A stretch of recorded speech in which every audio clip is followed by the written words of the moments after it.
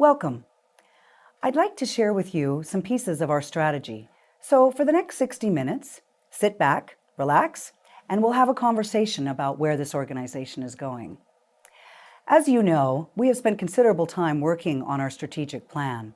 It's very detailed, and our 9 strategic statements are something that each of you should know by heart. So maybe that's where we'll begin. Let's start with strategic statement number 1.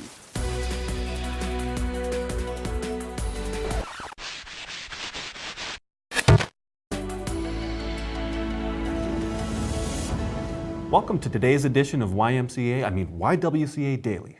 I'm your host, Alan Allen. And I'm Mary Sheriff. We'll be sharing all things YWCA with you and keeping you up to date on the most pressing news. Storms, hot and cold ahead. Let's start with our local weather reports in the YWCA of Calgary regions. Chappie Fairweather is here to give you your local weather. Chappie? Thanks, Alan. It's important to be prepared if you're planning on doing any travelling around the YWCA regions today, as temperatures are varying significantly. Brrr, it's winter on the 4th through 7th floors of the YWCA Mary Dover House. However, beach season is upon us on the 2nd floor, as staff and clients will be experiencing a balmy 35 degrees. A note to the YWCA staff, the executive team do know about your strawberry daiquiri machine, and they ask that you share. As you can see, the YWCA Sheriff King Home Reception is comfortable 15 degrees right now. However, unpredictable weather in Inglewood calls for the area to be 35 degrees tomorrow and -5 the following day. And that is your weather, guys. Thanks, Chappie. I know I could sure use one of those daiquiris right now. The missing person alert is now over after a grueling 8 hours. That's right. Sally Dover had an appointment with Quality Assurance on the 3rd floor of the YWCA downtown and was found stuck in a staircase. Chilling. A simple meeting went dangerously wrong when Sally Dover tried to meet with Quality Assurance. Upon her arrival, she found no parking and was forced to park in a reserved maintenance spot. She then made her way through an exhausting maze of strollers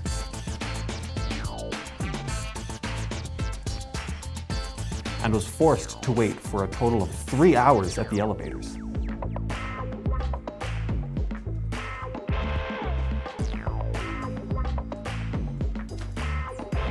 Once she arrived on the 3rd floor, a member of HR informed her that Quality Assurance had moved.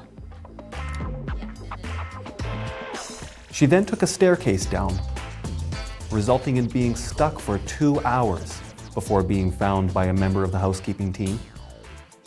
Sally had heard the YWCA employees singing on a 3rd floor above and called for help.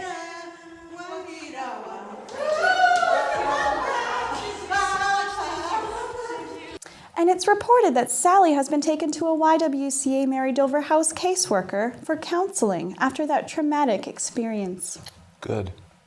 It's important. Yes, it is. This just in. A fire has been reported at the YWCA of Calgary, and fire officials say that YWCA employees were, quote, the friendliest group they've ever met. As soon as officials arrived, employees were eagerly asking the firemen if they could assist, some even offering their phone numbers if further help was needed. Well, isn't that wonderful? The YWCA not only shows its commitment to vulnerable women and children, but they also have a vested interest in fire safety. It's just been reported that despite excitement from YWCA employees, the fire was actually a false alarm. Glad to hear everyone is safe.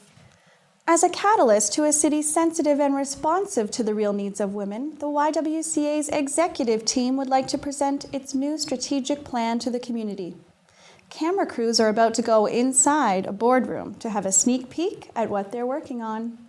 Hey, everybody, what's going on? Yes, strategy.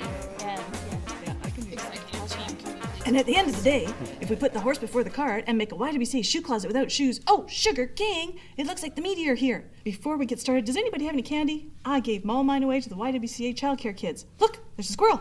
What were we talking about? No candy for me, but that reminds me of last night when I took my dog Rosie out for a treat. After giving my opinions at the weekly Free Speech for Socialist Nova Scotia Women meeting, I thought I'd get out there in the open air and enjoy a night with my pup. Sue, we have 1 minute left. Hi there. How are you doing? I'd really like to kick off the meeting with a quote from my inspirational honest toddlers on Twitter. Don't judge people based on the type of cracker they eat.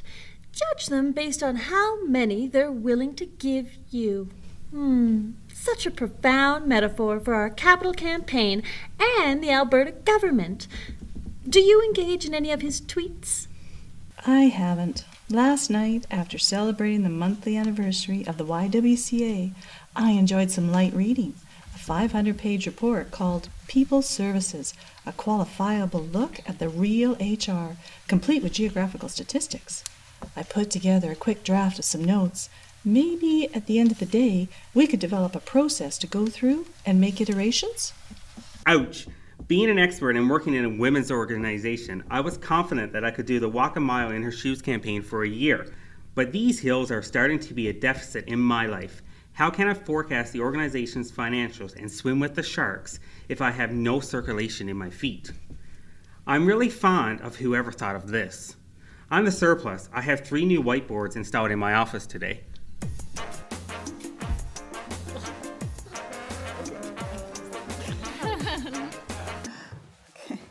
Okay, folks, and we're back.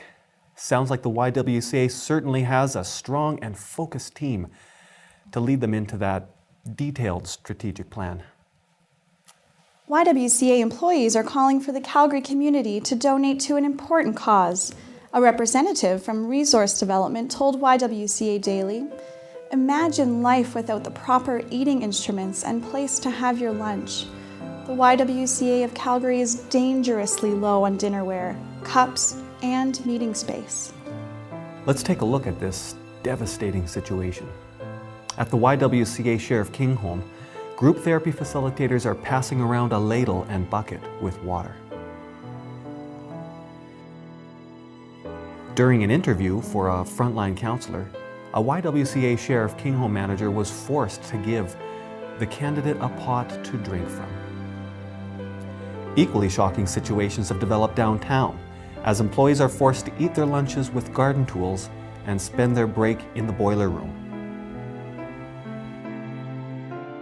Due to a chronic lack of space, children's programs have been permanently relocated to the laundry room. He jumped into the washing machine.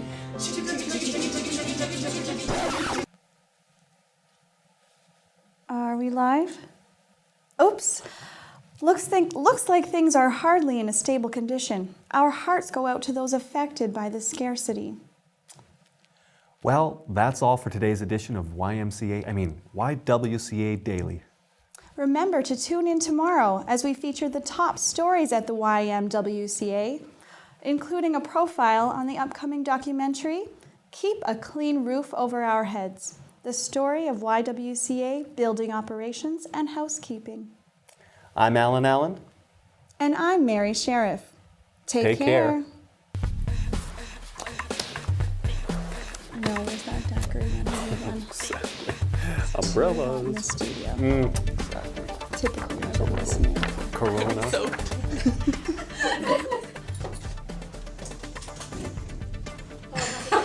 Oh my gosh.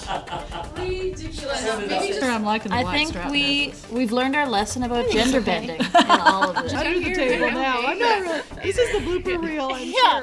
This is going in. Like I just got found, like I got busted.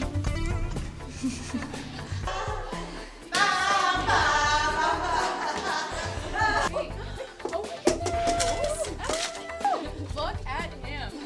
So good. As soon as officials arrived, employees were eagerly asking the firemen if they could assist some. Oh, can we start that again? There's so many words on there. Exactly. Totally. There's nothing to point at, though. Yeah, you kind of point off to the side. Temperatures are varying significantly. Oh. Yeah, yeah. Brr.